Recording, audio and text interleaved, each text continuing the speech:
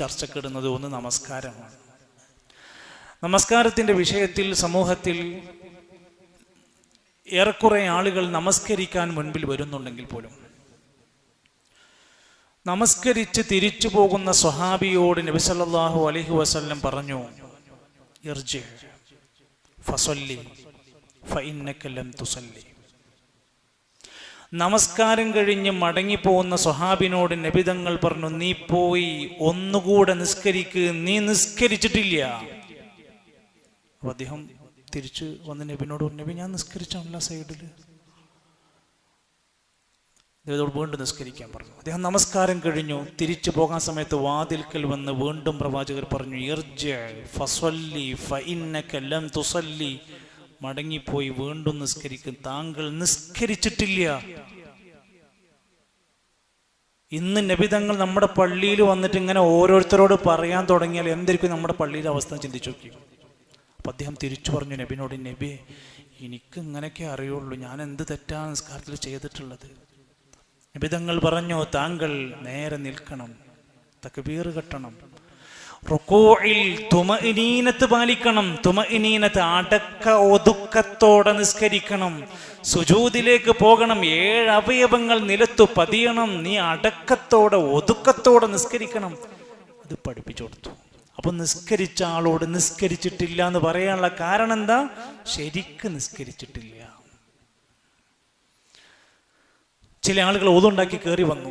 ഒതുണ്ടാക്കി കയറി വന്നപ്പോൾ അവരുടെ മടമ്പിന്റെ കാലിന്റെ ഭാഗങ്ങളൊന്നും ശരിക്കും നനഞ്ഞിട്ടില്ല. നബി തങ്ങൾ പറഞ്ഞു, വൈലുൽ ലിൽ അഖാബി മിനൻ നാർ, അവർക്ക് നാശമുണ്ടെന്നാ പറഞ്ഞത്. ഒളു പൂർണ്ണമല്ലെങ്കിൽ നിസ്കാരം സ്വഹീഹാവില്ല. ലാ സ്വലാത്ത ലിമൻ ലാ വുളൂഅ ലഹു, വുളു ശരിയാത്തവന് നമസ്കാരമില്ല. നമ്മുടെ വുളു ശരിയാണോ? കൃത്യമായി അതിൻ്റെ റുക്നുകൾ പാലിക്കുന്നുണ്ടോ? വായയിൽ വെള്ളം കയറ്റി കുപ്പിളിക്കുന്നുണ്ടോ? മൂക്കിൽ നോമ്പുകാരനല്ലാത്ത സമയത്തൊക്കെ മേലേക്ക് വെള്ളം വലിച്ച് താഴേക്ക് ചീക്കി കളയേണ്ടതുണ്ട്. ഇൻഷിഖാക്ക് എന്നൊക്കെ, അതുപോലെ പല ഇസ്തിൻഷാക്ക്, പല പ്രേരുകൾ, മളുമലത്ത്. തല ശരിക്ക് തടവാറുണ്ടോ? കാലുകൾ പൂർണ്ണമായും നെരിയാണി ഉൾപ്പെടെ കഴുകാറുണ്ടോ? വെള്ളം തട്ടാറുണ്ടോ എന്നല്ല ചോദ്യം, കഴുകാറുണ്ടോ? പൈപ്പിന്റെ കാലിന് അങ്ങനെ കൊണ്ടൊരു കാലിങ്ങനെ വെച്ചു കൊടുക്കും, വെള്ളം ഇങ്ങനെ ആവും. അടുത്ത കാല് വെച്ചു കൊടുക്കും, വെള്ളം ഇങ്ങനെ ആവും. കഴിപ്പോരും വെള്ളായ പോരാ, കഴുകണം എന്നാണ് ഹദീസ്. കഴുകുക എന്ന് പറഞ്ഞാൽ എന്താ? കൈ കൊണ്ട് വിരലുകൾക്കിടയിലൂടെ ചളി കളഞ്ഞ് ഉരച്ച് കഴുകുക എന്നുള്ളതാണ് പറഞ്ഞത്. അങ്ങനെ ചെയ്യാറുണ്ടോ? വുളൂഇന്റെ അദബ് പാലിക്കാറുണ്ടോ? ബിസ്മി ചൊല്ലാറുണ്ടോ? ശേഷമുള്ള പ്രാർത്ഥന പാലിക്കാറുണ്ടോ? വുളൂ ചെയ്യാൻ പറ്റാത്ത ഘട്ടത്തിൽ തയമ്മം ചെയ്യണം. തയമ്മമിന്റെ രൂപം അറിയോ? നമസ്കരിക്കുന്നതിന്റെ മുമ്പ് ഖിബിലക്ക് അഭിമുഖമായി നിൽക്കണം. വസ്ത്രം, അതുപോലെ സ്ഥലം, അതുപോലെ ശരീരം. നജസ് ഉണ്ടാകാൻ പാടില്ല. നജസ് എന്താണെന്നറിയോ? ഒന്നും നമ്മുടെ ജീവിതത്തിൽ പഠിക്കേണ്ടത് ശരിക്കും പഠിച്ചതുമില്ല. അറിയാത്തത് പഠിക്കാനുള്ള അവസരങ്ങൾ വന്ന് അവിടെ പോയി ഇരിക്കാറുമില്ല. അതുകൊണ്ട് നമ്മുടെ നമസ്കാരം ശരിയാവുക എന്നത് വളരെ വാജിബായ കാര്യം. അവ്വലു മാ യുഹാസബു ബിഹിൽ അബ്ദു യൗമൽ ഖിയാമത്തി അസ്സലാ. നമസ്കാരത്തിന്റെ കാര്യമായിരിക്കും ആദ്യമായി പരലോകത്ത് വിചാരണക്ക് വെക്കുന്ന വിഷയം. ഫസ്റ്റത്തെ ചോദ്യം നിസ്കാരത്തെ കുറിച്ചാണ്. അതുകൊണ്ട് ഒരാൾ നിസ്കാരം ഒഴിവാക്കിയാൽ ഫഖദ് തറക ഫമൻ തറകഹ ഫഖദ് കഫറ, അവൻ കാഫിറാണ്. ഭക്ഷണം കഴിക്കുന്നുണ്ടോ, വെള്ളം കുടിക്കുന്നുണ്ടോ, ബോധമുണ്ടോ, അയാൾ നിസ്കരിച്ചിരിക്കണം. ബോധം എന്ന് പോയോ അന്ന് നിസ്കരിക്കണ്ട. അതുവരെ അയാൾ കിടക്കയിൽ കിടന്ന് നിസ്കരിക്കണം. ഒരാൾക്ക് കിടക്കുന്ന സ്ഥലത്ത് ഒളുണ്ടാക്കാനും വയ്യ, തയമുണ്ടാക്കാനും വയ്യെങ്കിൽ അയാൾ അങ്ങനെ നിസ്കരിക്കണം എന്നാ പണ്ഡിതന്മാർ. സ്വാലിഹുൽ ഫൗസാൻ ഹഫിളഹുല്ലാന്റെ കിതാബിൽ ഒരാൾക്ക് കിടപ്പിൽ കിടന്നിട്ട് ഓതുണ്ടാക്കാൻ വയ്യ, തയമുണ്ടാകാൻ വയ്യ, അയാൾ അവിടെ കിടന്ന് നിസ്കരിക്കണം എന്നാണ്. അത് വേറെ കൗലാണ്. അപ്പോൾ അവിടെ ഒളുവിൻ്റെ ഫസാലല്ല ചോദിക്കുക. അപ്പൊ ഇതൊക്കെ ദറൂറത്തായ ചില കാര്യങ്ങളുണ്ട്. ആളുകൾ ഈ വിഷയത്തിൽ അറിയാറുണ്ട്. മയ്യത്ത് കുളിപ്പിക്കുന്നതിന്റെ രൂപം, അനുബന്ധമായ കാര്യങ്ങൾ സമൂഹത്തിൽ ആർക്കറിയാം? എന്നോ ഒരാൾ ചെയ്തു വെച്ചു, അടുത്ത ആൾ വരുമ്പോൾ ചെയ്തു, അയാൾ തന്നെ പിന്നെ എല്ലാവരും വിളിക്കാൻ തുടങ്ങി, അയാളുണ്ട് ചെയ്യാൻ തുടങ്ങി. പിന്നെ അയാൾ നാട്ടിൽ മയ്യത്ത് കുളിപ്പിക്കണതിൻ്റെ ഉസ്താദായി. നിങ്ങൾക്ക് ഇതിൻ്റെ ശരിക്കുള്ള സുന്നത്തൊക്കെ അറിയുമെന്ന് ചോദിച്ചാൽ അങ്ങനെയൊന്നുമില്ല, ഞാൻ ഇങ്ങനെയൊക്കെ തന്നെ ചെയ്യലേ. മയ്യത്ത് കുളിപ്പിക്കുന്നതിൻ്റെ മുമ്പ് തൻ്റെ ശരിക്കും നമ്മൾ ജനാപത്ത് കുളിക്കണ പോലെ മയ്യത്തിനെ കുളിപ്പിക്കണം. നമ്മൾ ജനാപത്ത് കുളിക്കുമ്പോൾ എങ്ങനെ കുളിക്കേണ്ടത് ആദ്യം അറിയണം. ബിസ്മി ചൊല്ലിയിട്ട് കൈ രണ്ടും കഴുകണം, ഗുഹ്യഭാഗം നന്നായിട്ട് കഴുകണം, എന്നിട്ട് ഒന്നുണ്ടാക്കണം. ശേഷമല്ല ഒന്നുണ്ടാക്കേണ്ടത്, മുമ്പ്. പിന്നെ കുളിക്കുന്ന സമയത്ത് ഗുഹ്യഭാഗങ്ങളിൽ പരമാവധി തൊടാതിരിക്കുക വേണ്ടത്. ശരീരമാസകലം വെള്ളാകണം. ചുരുങ്ങിയത് 3 തവണയെങ്കിലും പൂർണ്ണമായി താടി രോമങ്ങൾക്കിടയിൽ, തലകൾക്കിടയിൽ, വിരലുകൾക്കിടയിൽ, അതുപോലെ തന്നെ കയ്യിൻ്റെ കാലിൻ്റെ ഒക്കെ മറ്റുള്ള വളവും തിരിവൊക്കെയുള്ള ഭാഗങ്ങളിലൊക്കെ ശരിക്ക് വെള്ളം കൊണ്ട് ചെല്ലുന്ന രൂപത്തിൽ കുളിക്കണം. അങ്ങനെ മയ്യത്തിനെ കുളിപ്പിക്കണം. ഇത് ആരാണ് പഠിക്കുക, ഇനി ആരാണിത് ശ്രദ്ധിക്കുക? അതുകൊണ്ട് നമ്മൾ നമസ്കാരം, വുളു അനുബന്ധമായി നമ്മൾ ഇനി പഠിക്കേണ്ട മസാലകളെ കൃത്യമായിട്ട് പഠിക്കുക. ഗ്രന്ഥങ്ങളുണ്ട്, പുസ്തകങ്ങളുണ്ട്, ക്ലാസ്സുകളുണ്ട്. എന്താണ് അതിന് വേണ്ടതെങ്കിൽ സംഘാടകരോട് ചോദിച്ചോൽ പറഞ്ഞുതരും. രണ്ടാമത്തെ കാര്യം നമ്മുടെ സകാത്തുമായി ബന്ധപ്പെട്ട വിഷയമാണ്. ഖുതുബയിൽ സൂചിപ്പിച്ച കാര്യങ്ങൾ ഞാൻ ആവർത്തിക്കുന്നില്ല. അനുബന്ധമായി ഇന്ന് സമൂഹത്തിൽ ശ്രദ്ധിക്കേണ്ടുന്ന ചില കാര്യങ്ങൾ മാത്രം ഒന്ന് പറയാം. നമ്മൾ സകാത്ത് കൊടുക്കേണ്ടത് റമദാനിലൊന്നുമല്ല. റമദാനിലല്ല സകാത്ത് കൊടുക്കേണ്ടത്. ഏതെങ്കിലും ഒരു അറബി മാസം കണക്കാക്കിയാണ് സകാത്ത് കൊടുക്കേണ്ടി വരിക. ജനുവരി, ഫെബ്രുവരി കൂട്ടൂല. ഇസ്ലാമിലെ ഇബാദത്താണ് സകാത്ത്. സകാത്ത് പരിഗണിക്കേണ്ടത് അറബ് മാസത്തെ പരിഗണിച്ചായിരിക്കും. അപ്പൊ നമ്മൾ കച്ചവടം തുടങ്ങിയത് മുഹറമിലാണോ, സഫറിലാണോ, റമദാനിലാണോ, ഷഅബാനിലാണോ എന്ന് എഴുതി വെക്കണം. രേഖയിലുണ്ടാവണം, സാക്ഷികളും ഉണ്ടാവും. നമ്മൾ മരിച്ചാൽ നമ്മുടെ കച്ചവടത്തിന്റെ കാര്യങ്ങൾ ഏറ്റെടുക്കുന്ന രൂപത്തിൽ എല്ലാ കാര്യം, ശമ്പളം, മറ്റു എന്തും നമ്മൾ കണക്ക് കൂട്ടേണ്ടത് അറബ് മാസം കണക്ക് കൂട്ടി ഡേറ്റ് ചെയ്തേക്കാം. ആ ദിവസം എന്നാണോ തികയണത് അന്ന്. പിന്നെ റമദാനിൽ ഇത് ചർച്ച ചെയ്യാനുള്ള കാരണം എന്താ? നല്ല ശതമാനം ആളുകൾ സക്കാത്തിനെ കണക്ക് വെച്ച് ഓർമ്മിച്ചെടുക്കാൻ വേണ്ടിയിട്ട് അത് റമദാനിലേക്ക് മാറ്റാറുണ്ട്. അതുകൊണ്ട് ആ ചർച്ചയ്ക്ക് മാത്രം ശ്രമിക്കണം. എല്ലാ സാധനങ്ങൾക്കും 2.5% അല്ല സക്കാത്ത്.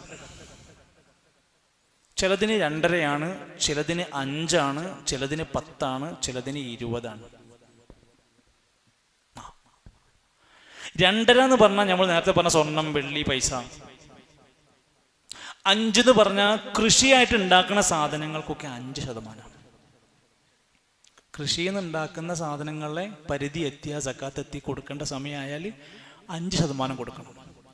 എൻ്റെ കൃഷി, എനിക്ക് മാവുണ്ട്, അല്ലെങ്കിൽ ചക്കയുണ്ട്, അതല്ലെങ്കിൽ എനിക്ക് വേറെന്തുണ്ട്, ഞാൻ നനക്കാറേ ഇല്ല, അത് തന്നെ തെങ്ങ് പോലെ ഇങ്ങനെ തന്നെ ഉണ്ടാകുന്ന വിഭവമാണോ, 10% സക്കാത്ത് കൊടുക്കണം.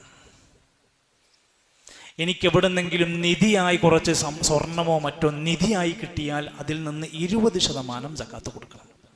അപ്പൊ 2.5, 5, 10, 20. ചില കൗലുകളിൽ, ചില ഫിഖ്ഹി മസലിൽ 7.5% കൗല് പറയുന്നുണ്ട്. ഇതാണ് ഏറ്റവും പ്രധാനമായിട്ട് പറയുന്നത്.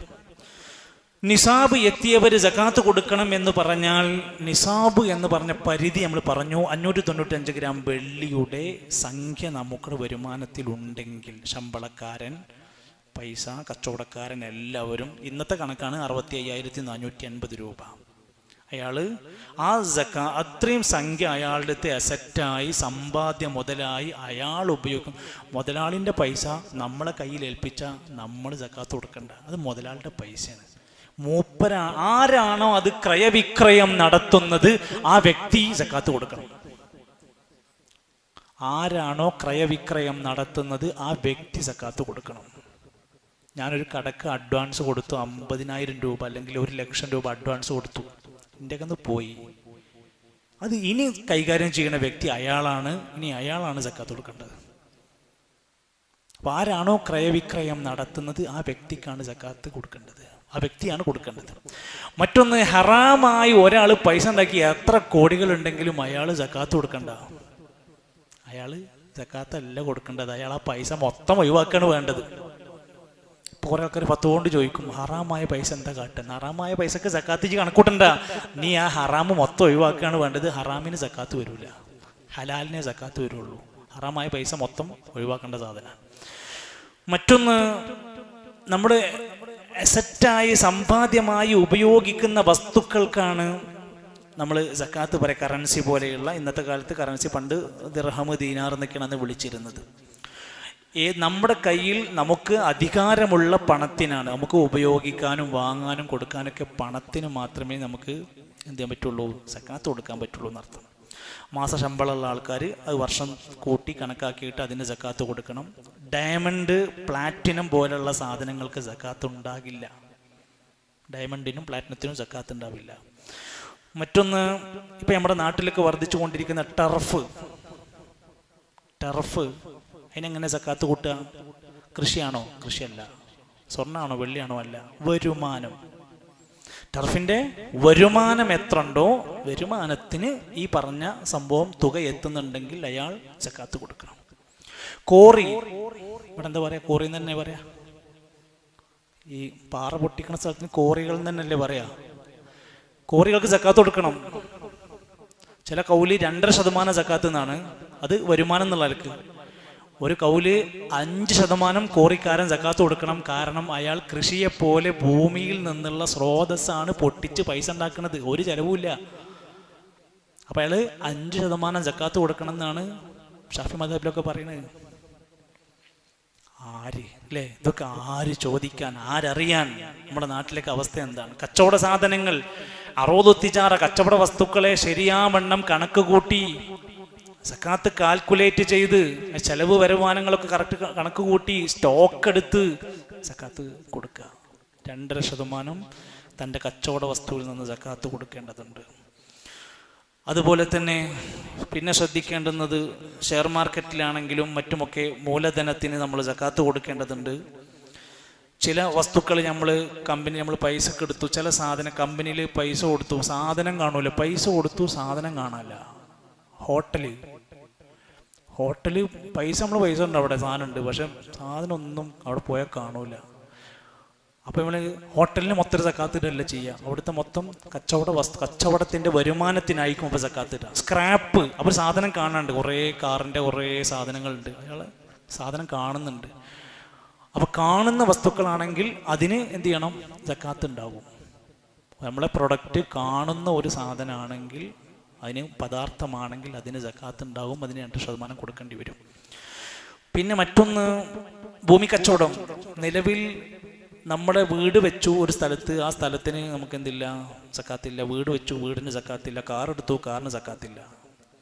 എന്നാൽ എനിക്കൊരു പറമ്പ് കച്ചവടം ഉണ്ട്, ഞാൻ 10 സെന്റ് ഭൂമി കച്ചവടം ചെയ്തു, നേരത്തെ പറഞ്ഞ സംഖ്യയേക്കാൾ സക്കാത്തിൻ്റെ വിഹിതത്തേക്കാൾ കൂടുതലാണോ സംഖ്യ ഉള്ളതെങ്കിൽ അയാൾ അതിൻ്റെ സക്കാത്ത് വരുമാനത്തിൻ്റെ സക്കാത്ത് കൊടുക്കേണ്ടതുണ്ട്. അതുപോലെ തന്നെ സക്കാത്ത് ശരിയാവണ്ണം അതിൻ്റെ അവകാശികൾക്കിടയിൽ മാത്രമായി വീതിക്കാൻ വേണ്ടി എല്ലാവരും ശ്രദ്ധിക്കണം. ഞാൻ നേരത്തെ പറഞ്ഞിരുന്നു, കടമുള്ള ആളുകൾ സക്കാത്ത് കൊടുക്കുമ്പോൾ ശ്രദ്ധിക്കേണ്ട കാര്യം അത് ഒന്ന് ചുരുക്കി പറയാം. കടമുള്ള വ്യക്തികൾ, ഉദാഹരണത്തിന് ഞാൻ ഒരാൾക്ക് 5 ലക്ഷം രൂപ കടം കൊടുക്കാനുണ്ട്. ഞാൻ സക്കാത്ത് കൊടുക്കാറുള്ളത് റമദാൻ 10-നാണ്. എനിക്ക് കടം കൊടുക്കേണ്ടത് അടുത്ത ദുൽഹിജ്ജ മാസത്തിലെ 10-ാം തീയതിയാണ് അയാൾക്ക് കടം ഞാൻ കൊടുക്കാനുള്ളത്. ഇത് 5 ലക്ഷം ഉറുപ്പിക കൊടുക്കുന്നുണ്ട്, പക്ഷെ കടം കൊടുക്കാനുള്ള പൈസയാണ്. പക്ഷേ ഈ സക്കാത്ത് കൊടുക്കേണ്ട മാസത്തിൻ്റെ ഉള്ളിലാണോ വരുന്നത് എങ്കിൽ സക്കാത്ത് കൊടുക്കേണ്ടിയിരുന്നില്ല. ശേഷം വരുന്ന മാസങ്ങളിലാണ് കടം വീട്ടാനുള്ളതെങ്കിൽ അയാൾ ഇപ്പോൾ സക്കാത്ത് കൊടുക്കണം. മനസ്സിലായില്ല? അതിൻ്റെ സമയമാണ് പരിഗണിക്കുക. ഈ കടം ഉണ്ട് എന്ന് പറഞ്ഞാൽ മാത്രം പോരാ, ഇത് എന്ന് കൊടുക്കേണ്ട കടമാണ്. ചിലപ്പോൾ നമ്മൾ പൈസ മേടിക്കും, 3 കൊല്ലം കഴിഞ്ഞിട്ട് തന്നാൽ മതിയായിരുന്നു, എന്നിട്ട് ഇപ്പം 3 കൊല്ലം സക്കാത്തും കൊടുക്കാതെ ഇങ്ങനെ നടക്കുക. ഇത് കടം കൊടുക്കാനുള്ള പൈസയാണ്? അല്ല. അങ്ങനെ ഉണ്ടെങ്കിൽ അയാൾ അത് എത്രയും പെട്ടെന്ന് വീട്ടണം, അല്ലെങ്കിൽ അയാൾ അതിന് സക്കാത്ത് കൊടുക്കണം. സമയമാകാത്ത പൈസയാണെങ്കിൽ അയാൾ എന്ത് ചെയ്യണം? സമയമായതാണെങ്കിൽ വേഗം കടം കൊടുത്താൽ മതി. സമയമാകില്ല, ഇനിയും സമയമുണ്ട്, സക്കാത്തിൻ്റെ പരിധി കഴിഞ്ഞിട്ട് കുറേ കഴിഞ്ഞിട്ടാണ് പൈസ കൊടുക്കാനുള്ളെങ്കിൽ അയാൾ ഈ കണക്കിൽ അത് കൂട്ടേണ്ടതുണ്ട്. കടം കൊണ്ട് വലഞ്ഞ ഒരു മനുഷ്യന് സക്കാത്ത് കൊടുക്കാം. അയാൾ അത്യാവശ്യത്തിന് കടം കുടുങ്ങിയതാണെങ്കിൽ, 18 കോടിൻ്റെ വീടുണ്ടാക്കിയിട്ട് കടം കൊണ്ട് പെരുകിയിട്ട് നമ്മളൊക്കെ പാടെ സക്കാത്ത് കൊണ്ട് കൊടുക്കേണ്ട ആവശ്യമില്ല. അത് അയാളുടെ ആഡംബരത്തിന് പോയ പൈസ. ഒരാൾ ദുൽമ സകലതും ചെയ്തിട്ട് അവസാനം തൗബ ചെയ്തൊന്നും കടം കൊണ്ട് ഞാൻ കുടുങ്ങി സഹായിക്കുന്നൊന്നും കഴിയില്ല. അത്യാവശ്യ കാര്യത്തിന്, ചിലപ്പോൾ ചില ചികിത്സ, ചില രോഗം, ചില വീടുകളുടെ അത്യാവശ്യം വരുന്ന കാര്യങ്ങൾക്ക് കടം കൊണ്ട് വലഞ്ഞവനാണെങ്കിൽ, അതാ പറഞ്ഞ ചെറിയൊരു കുറച്ച് കടങ്ങളുണ്ട് എന്ന് വിചാരിച്ചിട്ട് അവർക്ക് പൈസ കൊടുക്കണമെന്നൊന്നുമില്ല. വലഞ്ഞ് ബുദ്ധിമുട്ടിയായി ജനങ്ങളുടെ ഇടയിൽ പുറത്തിറങ്ങി നടക്കാൻ പറ്റാത്ത ആൾക്കാരൊക്കെ ഉണ്ടെങ്കിൽ അവർക്ക് സക്കാത്ത് കൊടുക്കാമെന്നാണ്. സക്കാത്തിൻ്റെ അവകാശികളിൽപ്പെട്ട 3 ആളുകളുണ്ട്. ഒന്ന് 8 ഉണ്ട് മൊത്തം. അതിൽപ്പെട്ട ചിലർക്ക് പറഞ്ഞു ഫീ സബീലില്ല, അള്ളാൻ്റെ മാർഗത്തിൽ പണിയെടുക്കുന്നവർ. യുദ്ധമാണ് അതുകൊണ്ട് ഉദ്ദേശിക്കുന്നത്. പിന്നെ വേണമെങ്കിൽ ഉലമാക്കന്മാർ പറഞ്ഞു ഒരാൾ ജോലിക്കൊന്നും പോകാതെ, ഇപ്പം നമ്മളെപ്പോലത്തെ ഒരു മനുഷ്യൻ, കുടുംബം നോക്കേണ്ട ഒരു മനുഷ്യൻ, അയാൾ ജോലിക്കൊന്നും പോകാതെ ഈമാൻ കയറി നല്ല ഇപ്പോഴത്തെ ക്ലാസും കുത്തുപ്പൊക്കെ പാടെ കേട്ടിട്ട് അയാൾ പറഞ്ഞു കുറച്ച് ഇൽമൊക്കെ പഠിക്കണം എന്ന് പറഞ്ഞ് അയാൾ പോയി പഠിക്കാനായിട്ട് പോയിരുന്നു. അയാൾക്ക് ജോലിക്ക് പോകാൻ പറ്റില്ലല്ലോ. അയാൾ കുറേ പഠിക്കാൻ തീരുമാനിച്ചു. അയാൾക്ക് വേണമെങ്കിൽ സക്കാത്തിൻ്റെ വിഹിതം കൊടുക്കാൻ പറ്റും. നമുക്ക് ഗുണം കിട്ടുന്ന കാര്യമാണ്. എങ്ങനെ? പഠിക്കാൻ വേണ്ടിയിട്ട് ജോലിയും കുടുംബവും മറ്റൊക്കെ മാറ്റി വെച്ച് നിൽക്കുന്ന പ്രയാസപ്പെടുന്ന ഒരു മനുഷ്യനുണ്ടോ, അയാൾക്ക് സക്കാത്ത് കൊടുക്കാൻ പറ്റും. ഇബ്നു സബീൽ എന്ന് പറയും, വഴിയാത്രക്കാരൻ. ചക്കരക്കൽ അങ്ങാടിയിൽ ഒരാൾ വന്നു, ഡൽഹിക്ക് പോകണം. അയാളെ രേഖകൾ നഷ്ടപ്പെട്ടു, പൈസ നഷ്ടപ്പെട്ടു, ATM നഷ്ടപ്പെട്ടു, ഫോൺ നഷ്ടപ്പെട്ടു. അയാൾ ചോദിച്ചു ഡൽഹിക്ക് എത്താൻ, വീട്ടിലെത്താൻ നിനക്ക് എത്ര രൂപ വേണം പറഞ്ഞു. 10,000 രൂപ വേണം പറഞ്ഞു. അയാൾക്ക് 10,000 രൂപ നമ്മൾ സക്കാത്ത് കൊടുക്കാം. അയാൾ 7,000 രൂപ കൊണ്ട് സേഫായി അയാളെ പ്രശ്നം തീർന്നാൽ ബാക്കി 3,000 എന്ത് ചെയ്യണം എന്നറിയോ? തിരിച്ചു കൊടുക്കണം. എന്തുകൊണ്ടറിയോ? 3 ടീം ആൾക്കാരുടെ പൈസ ആവശ്യത്തിന് മാത്രമാണ്.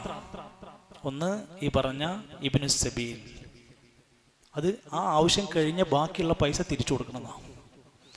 2 റിഖാബ്, അടിമമോചനം. ഒരു അടിമനെ മോചിപ്പിക്കാൻ 5 ലക്ഷം റുപ്യ വേണം. നമ്മളെ റഹീം സൗദിയിൽ കുടുങ്ങി എന്നൊക്കെ പറഞ്ഞു. അള്ളാഹു താല അദ്ദേഹത്തിന്റെ പ്രയാസം മാറ്റി കൊടുക്കുമാറാകട്ടെ. അങ്ങനെ ഒരാൾ കുടുങ്ങി എന്ന് പറഞ്ഞു, അയാൾക്ക് 5 ലക്ഷം രൂപ വേണം പറഞ്ഞു. എല്ലാവരും പാടെ സക്കാത്ത് എടുത്ത് കൊടുത്തു നോക്കുമ്പോൾ 5.5 ലക്ഷം റുപ്യയായി. ആവശ്യം കഴിഞ്ഞതിൻ്റെ ബാക്കി സംഖ്യ തിരിച്ചു കൊടുക്കണം. 3-മത്തേത് ബാക്കി തിരിച്ചു കൊടുക്കേണ്ടുന്ന ആളാണ് ഈ റിഖാബ്, അതുപോലെ തന്നെ ഫീ സബീലില്ല, ഇബ്നു സബീൽ, വഴിയാത്രക്കാരൻ. ഈ 3 പേരുടെയും ആവശ്യത്തിലധികം വന്നിട്ടുണ്ടെങ്കിൽ അത് തിരിച്ചു കൊടുത്ത് അയാൾ ആ സക്കാത്ത് വീട്ടേണ്ടതാണ് എന്നർത്ഥം. ഇനി ഒട്ടനേകം ഫത്വകൾ ഇതുമായി ബന്ധപ്പെട്ട് ചേർത്ത് വെച്ചുകൊണ്ട് നമുക്ക് പഠിക്കാൻ പറ്റും. വളരെ അത്യാവശ്യമായി എന്തെങ്കിലും സംശയങ്ങൾ ദൂരീകരിക്കാനുണ്ടെങ്കിൽ ഇൻഷാ അല്ലാഹ് അറിയാവുന്ന കാര്യങ്ങൾ നമുക്ക് സംസാരിക്കാം. അല്ലാഹു സുബ്ഹാനഹു വ തആല ദീനിയായ കാര്യങ്ങൾ പഠിക്കാനും പകർത്താനും പ്രചരിപ്പിക്കാനൊക്കെ ഈ ഒരു മനസ്സ് റമദാനിലും കഴിഞ്ഞാലും അല്ലാഹു നമുക്ക് നൽകുമാറാകട്ടെ. അല്ലാഹു നമ്മുടെ എല്ലാ നല്ല കാര്യങ്ങളിലും വളരെ ഇഖ്ലാസോടെ അറിവോടുകൂടെ പ്രവർത്തിക്കാനുള്ള തൗഫീഖ് പ്രദാനം ചെയ്യുമാറാകട്ടെ.